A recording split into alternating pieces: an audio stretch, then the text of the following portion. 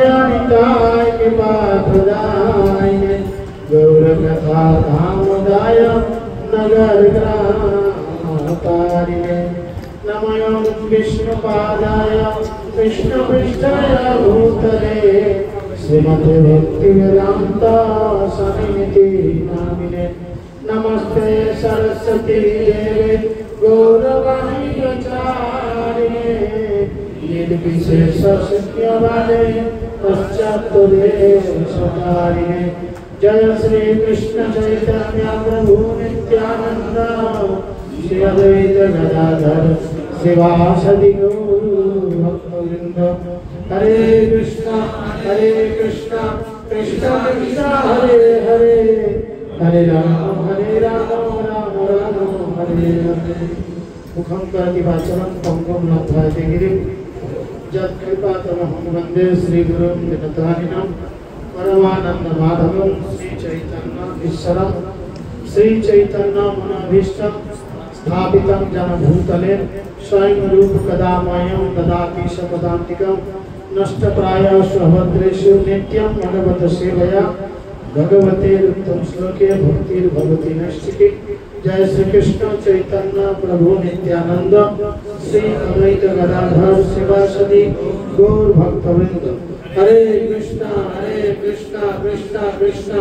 हरे हरे हरे राम राम राम हरे हरे हरे कृष्णा सकले जरा करे कृपा करे बोलुन ओम नमो भगवते वासुदेवाय ओम नमो भगवते वासुदेवाय ओम नमो भगवते वासुदेवाय हरि हरे कृष्ण सर्वप्रथम सकल के आंतर्जातिक कृष्ण भवनामृत संघ इस्कन दीघार पक्ष থেকে সকলকে প্রীতি শুভেচ্ছা এবং অভিনন্দন সকলে সুস্বাগতম भागवतीय कथा शुरू करार प्रारंभे मोदीय गुरु पाद पद्म श्री श्रीमद जगन्नाथ स्वामी गुरु महाराज चरण कमले अनंत कोटि धन्यवाद प्रणाम ज्ञापन करे ओनार कृपा करुणा आशीर्वाद प्रार्थना करी एवं परम गुरुदेव इस्कन प्रतिष्ठाता आचार्य अभय चरण अरविंद भक्ति वेदांत स्वामी श्री प्रभुपाद ओनार श्री चरण कमले अनंत कोटि धन्यवाद प्रणाम ज्ञापन करे ओनार कृपा करुणा आशीर्वाद प्रार्थना करी एवं उपस्थित सकल भक्तमंडली पितृमंडली मातृमंडली भाई বোন সকলে শ্রীচরণ কমলে আমি গোপীজন বল্লভ দাস শতকোটি ধন্যবাদ প্রণতি জ্ঞাপন করি এবং আপনাদের অহেতুক কৃপা করুণা এবং আশীর্বাদ প্রার্থনা করি। তো আজকে আমাকে এই আন্তর্জাতিক কৃষ্ণ ভবনামৃত সংঘ তথা ইস্কন দীঘা মন্দিরের কর্তৃপক্ষ থেকে আদেশ করা হয়েছে ভাগবতমের তৃতীয় স্কন্ধের 15 নম্বর অধ্যায়ে 32 নম্বর শ্লোক আলোচনা করার জন্য। তো সর্বপ্রথম আমি আমার দুর্ভাগ্য এবং আমার অক্ষমতার কথা বলি। ভাগবতীয় কথা পরিবেশন করার কোনো যোগ্যতা আমার নেই, তবু সাধুগুরু বৈষ্ণবের শ্রীমুখ থেকে যেভাবে শ্রবণ করেছি আমি চেষ্টা করব অবিকৃতভাবে আপনাদের কাছে সেটি পরিবেশিত করা। হরে কৃষ্ণ। শ্লোক নাম্বার 32 আমার পরে পরে সকলে বলতে পারে। মুনয়া উচুহু বাম ইহা ইত্যা ভগবত পরিচর্যয়া উচ্চৈ তদ্ধর্বিণম নিবাসতম বিষমম সভাবাম तस्मीना प्रशांत पुरुषे ततो विग्रहे कामकाभा आत्मवद कुहकाहो ईशंकनिया गुणया उचुका भामा इह इत्या भगवत परिचर्यया उच्चैतद्धर्मिणं निवसतं भीषमं सभवतस्मिना प्रशान्तपुरुषे गतविग्रहे वामका वामभद् गुहकाया परिशङ्कया मुनया उचुका वामइहा एत भगवतं परिचर्यया उच्चैतद्धर्मिणं निवसतं विषमा स्वभावतस्मिन् क्रोशन्त पुरुषे गत विग्रहे वामक वा आत्मवत् कुहकः परिसंपन्नः। কারণ যদি মুখস্থ হয়ে থাকে অভিজিতের থেকে একজন মাতাজিদের থেকে একজন বলতে পারেন। অনুবাদ এখানে অনুবাদে বলা হচ্ছে মহর্ষিগণ বললেন এই দুইজনকে যারা ভগবানের সেবায় অধিষ্ঠিত তাদের মধ্যে ভগবানেরই মতো গুণাবলী বিকাশিত হয়, কিন্তু ভগবানের সেবায় সর্বোচ্চ পদে প্রতিষ্ঠিত হওয়া সত্ত্বেও এদের এই বিষম স্বভাব কেন? এরা বৈকুণ্ঠে বাস করছে কিভাবে? বৈরিভাবাপন্ন মানুষদের ভগবানের ধামে প্রবেশ সম্ভব হয়েছে কিভাবে? ভগবানের কোনো শত্রু নেই, তাহলে কে তার প্রতি ঈর্ষাপরায়ণ হতে পারে? সম্ভবত এই দুই ব্যক্তি ভণ্ড, তাই তারা অন্যদের তাদের মতো বলে মনে করছে। অনুবাদ এবার তাৎপর্য শ্রীল প্রভুপাদ কি? জয় শ্রীল প্রভুপাদ কি জয়। সেখানে শ্রীল প্রভুপাদ বলছেন বৈকুণ্ঠবাসী ও জড়জগতের অধিবাসীদের মধ্যে পার্থক্য হচ্ছে এই যে বৈকুণ্ঠ লোকের অধিবাসীরা সর্বদা পরমেশ্বর ভগবানের সেবায় যুক্ত থাকেন এবং তারা ভগবানের সমস্ত সদ্গুণে বিভূষিত। মহাজনগণ বিশ্লেষণ করেছেন যে কোনো বদ্ধ জীব যখন মুক্ত হয় এবং ভগবানের ভক্ত হয় তখন তার মধ্যে ভগবানের গুণাবলীর প্রায় ৭৮% সত্যগুণ বিকশিত হয়। তাই বৈকুণ্ঠ লোকে ভগবান এবং তার ভক্তদের মধ্যে কোনো রকম বৈদিক ভাবের কোনো প্রশ্নই ওঠে না। এই জনজগতের নাগরিকেরা রাষ্ট্রপ্রধানদের প্রতি শত্রুভাবাপন্ন হতে পারে, কিন্তু বৈকুণ্ঠের সেরকম কোনো মনোভাব নেই। সেই সদ্গুণগুলি সম্পূর্ণরূপে বিকশিত না হলে বৈকুণ্ঠ লোকে প্রবেশ করার কোনো অনুমতি পাওয়া যায় না। সদ্গুণ কথাটির মূল তত্ত্ব হচ্ছে পরমেশ্বর ভগবানের শরণাগতি স্বীকার করা। তাই দুজন দ্বারপাল যখন মহর্ষিদের বাধা দিয়েছিলেন তখন তাদের এই আচরণ বৈকুণ্ঠচিত হয়নি এবং তা দেখে সেই মহর্ষিরা বিস্মিত হয়েছিলেন। এখানে বলা যেতে পারে যে দ্বারপালেদের কর্তব্য হচ্ছে কাকে প্রাসাদের প্রবেশের অনুমতি দেওয়া হবে এবং কাকে দেওয়া হবে না তা নির্ধারণ করা, কিন্তু এই বিষয়ে তা প্রাসঙ্গিক নয়। কেননা যতক্ষণ পর্যন্ত না সম্পূর্ণরূপে ভগবত ভক্তির মনোভাব বিকাশ করা যায় ততক্ষণ পর্যন্ত কেউই বৈকুণ্ঠে প্রবেশ করতে পারে না। ভগবানের কোনো শত্রুই বৈকুণ্ঠে প্রবেশ করতে পারেন না। কুমারগণ তাই স্থির করেছিলেন যে দ্বারপাল কর্তৃক তাদের প্রবেশে বাধা দেওয়ার কারণ হচ্ছে সেই দ্বারপালেরা ছিল ভণ্ড। এখানে ছিল প্রভুপাদের এই তাৎপর্য সমাপ্ত। এখানে আপনারা সকলেই কম বেশি অবগত রয়েছেন। এখানে যে দুইজন ভণ্ডের কথা বলা হচ্ছে, অ্যাকচুয়ালি যারা এই জায়গাটি করেছেন, কাশি বেশি হলে একটু জল খান, ক্লাসে ডিস্টার্ব হচ্ছে। এখানে যে দুই দ্বারপালের কথা বলা হচ্ছে, আপনারা জানেন বৈকুণ্ঠের দুই দ্বারপাল নাম হচ্ছে জয় এবং বিজয়। অ্যাকচুয়ালি তখন এমন একটা পরিস্থিতি, এই জগতে যা কিছু হয় সবই কিন্তু ভগবানের ইচ্ছা। ভগবানের ইচ্ছা বিনা এই জগতে একটি পাতাও নড়ে না। আজকে যে আমরা একত্রিত হয়েছি এখানে, আমরা প্রায় ২০০-২৫০ কিলোমিটার দূর থেকে এসেছি, আরো অনেক বন্ধুরা রয়েছেন তারা আরো অনেক দূর থেকে এসেছেন। তো আসার কারণ কি না, এটা কিন্তু ভগবানের প্ল্যান ছিল। উইদাউট এনি প্ল্যান কোনো কিন্তু কাজ সাকসেস হতে পারে না, সমস্ত কিছু ভগবানের পূর্ব পরিকল্পনা। তো সেই জন্য এই যে দুই দ্বারপাল, এনারা বৈকুণ্ঠের দ্বারপাল ছিলেন, আর সেখানে অ্যাপয়েন্টেড করার জন্য সব থেকে ন্যূনতম যোগ্যতা কি না, বৈরী ভাব থাকা চলবে না বা কারোর প্রতি হিংসা থাকা চলবে না। ভগবত ধামে থাকার প্রাথমিক যোগ্যতা, একটা সিনেমা হলে ঢুকে সিনেমা দেখার প্রাথমিক যোগ্যতা যেমন সিনেমা হলের টিকিট, তাছাড়া আপনাকে সিনেমা হলে ঢুকতে দেবে না, যে দরজায় যে টিকিট পরীক্ষা করে ঢুকতে দেবে না।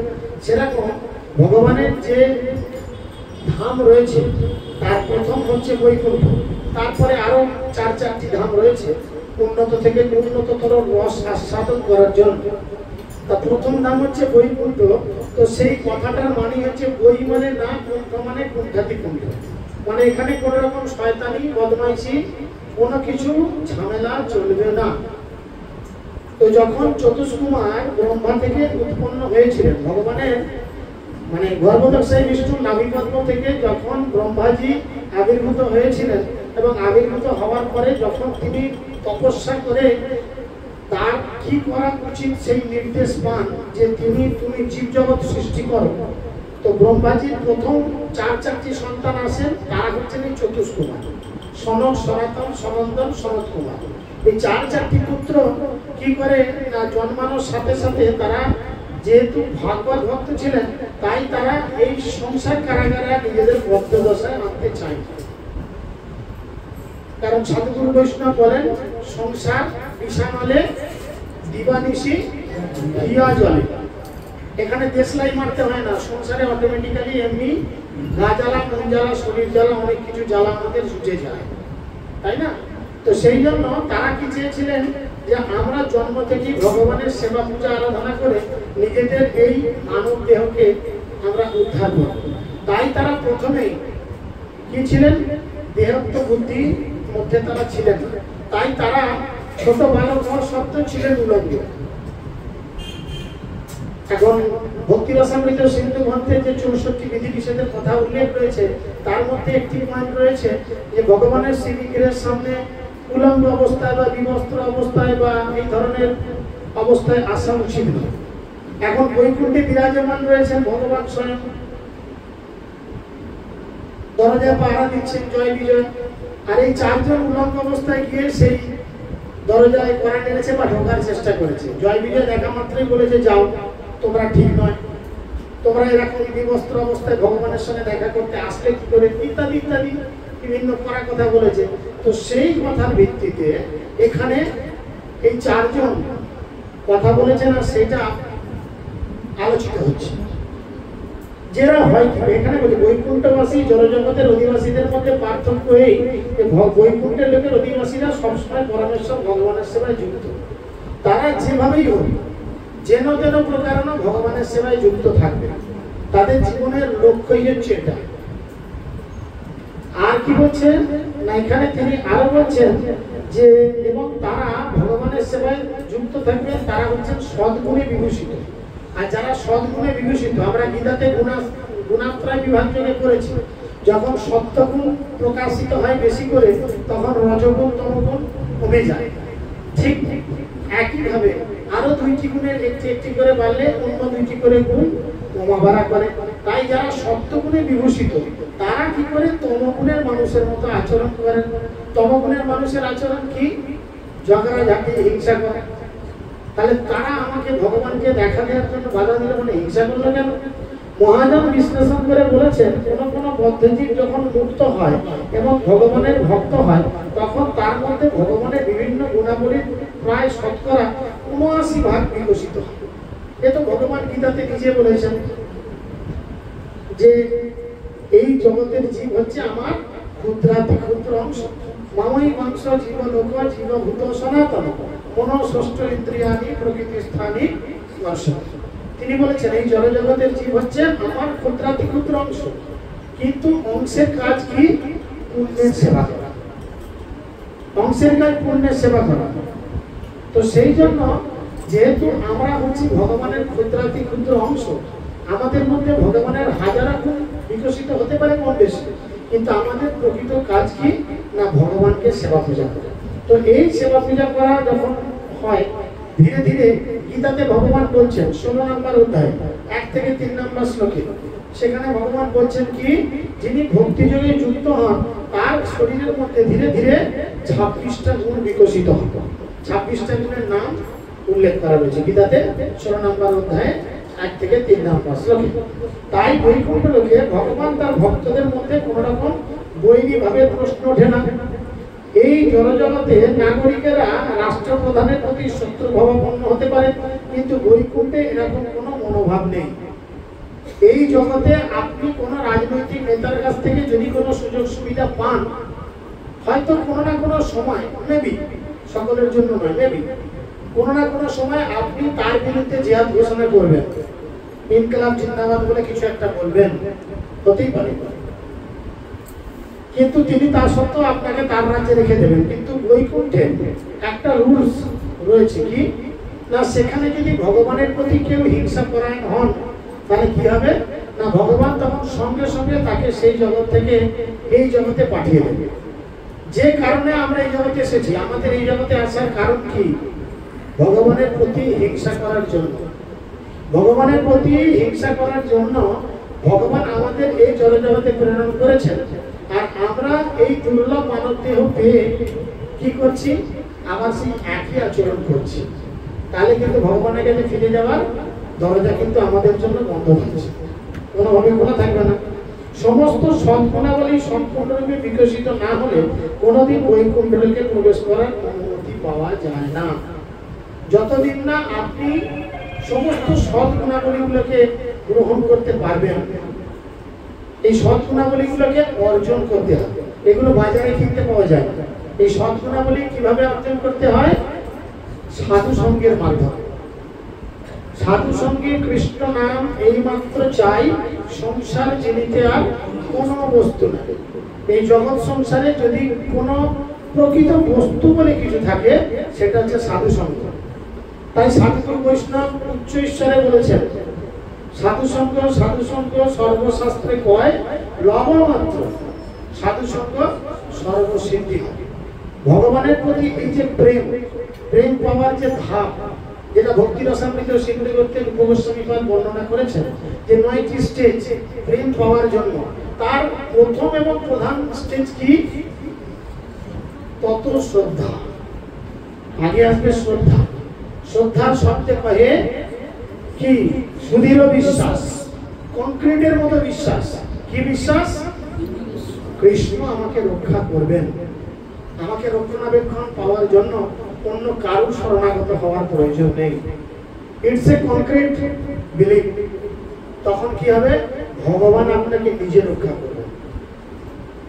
আর তখনই আমরা কিন্তু প্রকৃত সুখী হব, যখন আমরা ভগবানের প্রতি বিশ্বাস জাগবে, ভগবানের প্রতি আমাদের আত্মনিবেদন আসবে। শাস্ত্রে বলে আত্মনিবেদন ত্বপদে হইল পরম সুখী, দুঃখ দূরে গেল চিন্তা না রহিল চৈতন্যে আনন্দ দেখি। তাই যদি আমরা সরাসরি ভগবানের চরণে আত্মনিবেদন করি, তাহলে কি হবে? আমরা প্রকৃত সুখ বা প্রকৃত আনন্দ বা প্রকৃত শান্তি লাভ করতে পারব।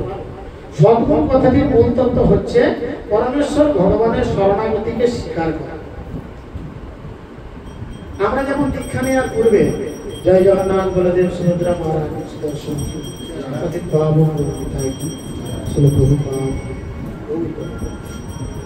এখানে বলছে কি? পরমেশ্বর ভগবানের শরণাগতিকে স্বীকার করা।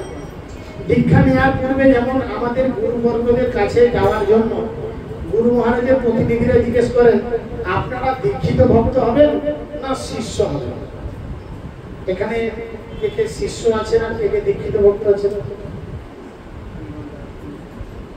ভুলিয়ে যাচ্ছে না, একটু ভেঙে বলি তাহলে মনে হয় বুঝবে। দীক্ষা মানে দীক্ষাকালে গুরু শিষ্য তারে আত্মসমর্পণ, সেই কালে কৃষ্ণ তারে গুরু তারে করে আত্মসমর্পণ, দ্যাটস দীক্ষা। আর শিষ্য মানে গুরুদেবের সমস্ত শাসন মেনে চলে। এবার আপনারা বিচার করুন কোনটা সিস্টেমেটিক। শাস্ত্র বলছে, শাস্ত্র এখানে বলছে মানে কি না ভগবানের সমস্ত শরণাগতি মেনে নেয়। ভগবান আমার জন্য খারাপ করুক ভালো করুক যা খুশি করুক, নিত্য দাস প্রতি তোমার অধিকার। আমি তখন নিত্য দাস, আমার প্রতি তোমার যে কোনো আচরণ এটা আমি মেনে নেব, তাতে ভালোই হোক খারাপই হোক। তাই দুজন দাসপাল যখন মহর্ষিদের বাধা দিয়েছিলেন, তখন তাদের সেই আচরণ বৈকুণ্ঠচিত হয়নি। তোমরা বৈকুণ্ঠে রয়েছে অথচ আচরণ করছো ভুলভাল। তুমি মন্দিরে রয়েছে অথচ ধুতি পরছো না, হাফ প্যান্ট পরে ঘুরছো। তুমি মন্দিরে রয়েছে ম্যাক্সি করে ঘোরাঘুরি করছো, মন্দিরের জন্য ম্যাক্সি করে ফুল তুলছো। এটা শিষ্টাচার সৌজন্য নয়। মন্দির কেন, বাড়ির জন্য আপনি যদি করেন কখনো এটা সৌজন্যতামূলক আচরণ নয়। তাহলে তোমাকে আর কি করতে হবে, নিজের খরচটা পাল্টাতে হবে। সেবা করার জন্য যেটা সহজ বা যেটা সেবা করার জন্য আমাদের সুবিধা করবে সেই ধরনের পোশাক আমাদের অবশ্যই পরিধান করতে হবে, সেই ধরনের আচরণ করতে হবে। আমি ভক্তি জীবন করব আর মাথায় একদম বড় বড় চুল রেখে হেয়ার স্টাইল করবো, মহাপ্রভু ভাবছিল বহুবার এই শিক্ষা আমাদের দিয়ে যাননি। তাহলে তুমি ভক্তি জীবন করবে, তোমার আচার আচরণ বেশভূষা একটা কথা বললো। তাই এই চারজন চতুষ্কুমার গিয়ে বললো তোমরা বৈকুণ্ঠে রয়েছো, অথচ বৈকুণ্ঠের রুলস মানছ না। বৈকুণ্ঠে তো এরকম ঝগড়াঝাটি, মারপিট, অশান্তি, খাওয়া খাই, একে অপরকে দোষারোপ চলে না। এ তো পশুদের মধ্যে হয়। তোমরা বৈকুণ্ঠের দিকে আচরণ করো কি করে? এবং তা দেখে সেই মহর্ষিরা তখন বিস্মিত হয়েছিলেন। এবং এখানে বলা যেতে পারে যে দ্বারপালের কর্তব্য হচ্ছে কাকে প্রাসাদে প্রবেশের অনুমতি দেওয়া হবে আর কাকে দেওয়া হবে না সেটা নির্ধারণ করা, কিন্তু এই বিষয়ে তা প্রাসঙ্গিক নয়। এটা বৈকুণ্ঠ, এখানে সেইটা প্রাসঙ্গিক নয়।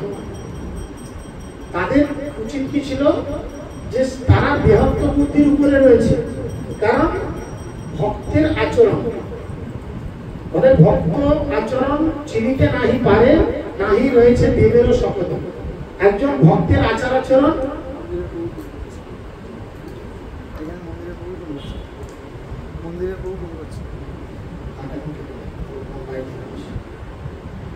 পর্যন্ত কেউই বৈকুণ্ঠে প্রবেশ করতে পারে না। সেখানে থাকতে গেলে কি করতে হবে, বৈকুণ্ঠের মতো মানসিকতা নিয়ে থাকতে হবে। আমি স্কুলে গেছি শিক্ষা লাভ করার জন্য, মাস্টারমশাইরা শিক্ষা দেওয়ার জন্য আমাকে বকাবকি করবে, কিন্তু আমার যদি মানসিকতা থাকে আমি বড় লোকের ছেলে, আমি কেন এই গরিব মাস্টারমশাইয়ের দাঁত ঝাঁটা লাঠি বা ছড়ির মার খাবো, আমার বাবার কিসের অভাব, তাহলে কিন্তু আমি শিক্ষা পাবো না। তাহলে আমি শিক্ষা পাবো না। শিক্ষা পাওয়ার জন্য এগুলো সহ্য করতে হবে। ভক্তিবিনোদ ঠাকুর, যিনি আমাদের সপ্তম আচার্য মশাই, আমাদের কোনো গৃহস্থ ভক্ত, তিনি বলতেন বৈষ্ণবের গাল পাতলা ডাল, যে সহ্য করতে পারবে সেই কিন্তু ভক্তি জীবনের টিকবে, তাই না? সেই জন্য তিনি বলছেন ততক্ষণ পর্যন্ত কি বৈকুণ্ঠে প্রবেশ করতে পারে না, ভগবানের কোন শত্রুই বৈকুণ্ঠে প্রবেশ করতে পারে না। শত্রুতা কোনো ভাব, আমরা সকলে একদিন ভগবানের কাছে ভগবানের ধামে ছিলাম, আর সেখানে থেকে আমরা মনে মনে প্ল্যান করেছি কি ভগবান তোমার 16,108টি স্ত্রী, আমার কি মাতাজি গল্প করছেন কেন? হরি বল, মাতাজি গল্প করছেন কেন? সামনে বসে কি হলো? আপনার বাইরে যান, বাইরে কি কথা বলুন? ভক্তদের সামনে প্রভুপাদের সামনে মিথ্যা বলেন। যাই হোক, বিষয় হচ্ছে কি যে সে বৈকুণ্ঠে প্রবেশ করতে পারে না, কোনো শত্রুতা মনোভাবই থাকতে পারে না। কুমারগণ তাই স্থির করেছিলেন যে দ্বারপাল কর্তৃক তাদের প্রবেশ করতে বাধা দেওয়ার কারণ হচ্ছে এই দ্বারপালরা ছিল ভণ্ড। এখানে প্রথম কথায় যেটা বলা হয়েছিল যে কতগুলো প্রশ্ন হয়েছিল, এই দুজনকে যারা ভগবানের সেবায় তারা ভগবানের মতো গুণাবলী আনে, এদের মধ্যে বিষম স্বভাব কেন, বৈকুণ্ঠেরা রয়েছে কিভাবে, এই যে এতগুলো প্রশ্ন প্রথমে চতুষ্কুমার করেছিলেন। এর একটাই কারণ কি, এদের ভক্তচিত আচরণ থাকে। তাই আমরা সকলে ভক্তি জীবনে প্রবেশ করেছি বা করার চেষ্টা করছি বা আগামী দিনে করব। ক্লাস 12 জন্য আমাকে মাঝে মধ্যে এরকম কথা বলতে হয়, ভক্তরা মুখের উপরে সঙ্গে সঙ্গে মিথ্যা বলে। তো আমাদের এই আচরণগুলো শেখা দরকার। আমরা বেড়াতে এসেছি এখানে, অন্য কোনো না, এটা একটা পারমার্থিক ট্যুর। কেন এসেছি না, এখানে এসে আমরা জগন্নাথ বলরাম সুভদ্রাকে দর্শন করে কি করব, আমাদের নিজেদের জীবনকে ধন্য করব এবং ভক্তচিত আচার আচরণ মেনে মেনটেন করে চলব। যদি আমরা এটা মেনটেন করতে শিখি, তাহলে একদিন মৃত্যুর পরে যদি আমরা বৈকুণ্ঠে ফিরে যাই, সেখানেও কিন্তু এই অভ্যাসের ফলে আমরা ভগবত ধামে থাকতে পারবো। আর সেই অভ্যাস যদি আমরা এখানে না করি, তাহলে হরে কৃষ্ণ হরে কৃষ্ণ হরে কৃষ্ণ কৃষ্ণ কৃষ্ণ হরে হরে, হরে রাম রাম রাম